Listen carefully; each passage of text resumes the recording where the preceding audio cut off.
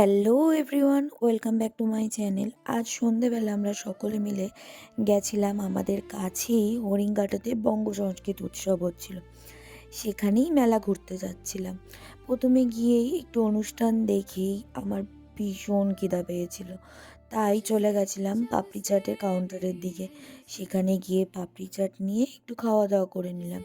আর আমরা মেলায় চারজনে মিলে গেছিলাম, পিঙ্কি, সায়ন, সাহেব এবং আমি।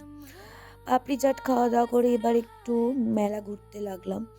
আর আজ না মেলা ঘুরতে ঘুরতে একটু ছোটোবেলার কথা খুব মনে পড়ছিল।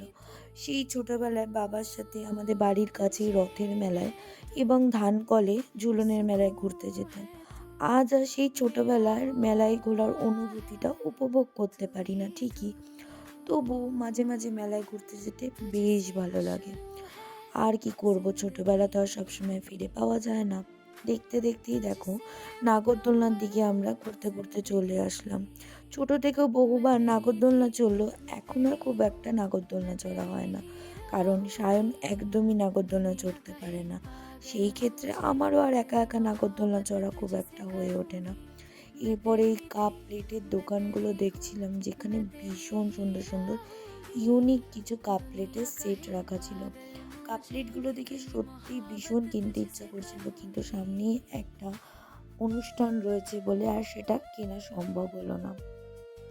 তারপরে আরও কিছু খাওয়া দাওয়া করে বাড়ি ফেরার পথে মেলায় গেলে যেটা নিতেই হবে সেটা হচ্ছে জিলিপি আর বাদাম ভাজা, যেটা ছোট থেকে মেলায় গেলে না নিলে একদমই মন ভালো লাগে না। সেটা নিয়ে আমরা বাড়ির দিকে রওনা দিলাম। দেখা হবে আবার নেক্সট কোনো ব্লগে। বাই।